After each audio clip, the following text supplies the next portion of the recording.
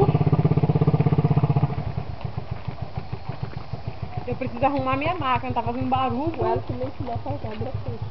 É, Wellington? Opa! Ele fez de um O jeito. Quebra-queixo é só jogar limão dentro e mexer. Limão ele corta o coco, sabe? O Alisson ensinou de um jeito, eu ensinei ele. É mesmo, Francisco, eu tenho que fumar isso aqui, ó. Eu Aqui tenho uma máquina não. igual essa, Francisco. Mas nessa aqui não. Eu sei. Tô zoando. Você tá grávida, né? Tô grávida não. Não, a minha não é assim não, pra frente não, chique desse jeito não. O que você acha dessa rua aqui? Uma bosta. E você, Cis? Gostosa. Tá vendo a boca aí, ó? Essa rua aqui? Não, Essa rua a aqui é uma Vanusa. vergonha do prefeito. A Vanusa. A boca é aqui, ó. É. A Vanusa bonitona, a Vanusa valentona. É o quê, Francisco? A Vanusa valentona. Vanusa, a mulher pra fazer era a boca de sangue, a boca de boca.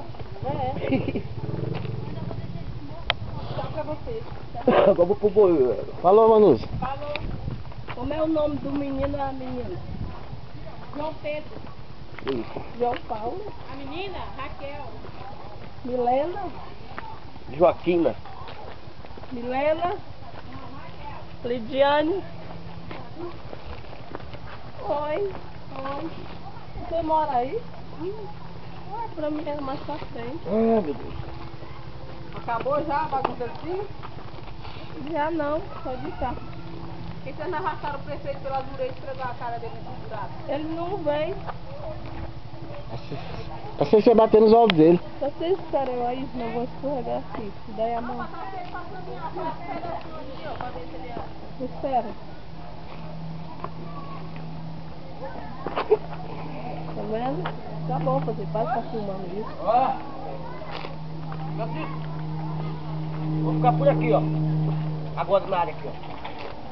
Aqui, ó. Agora. Vai pagar onde?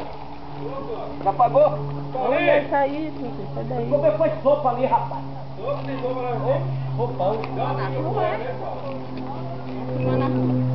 Ele é repórter agora. Viraram repórter agora. Oxi! Tem a recorta lá.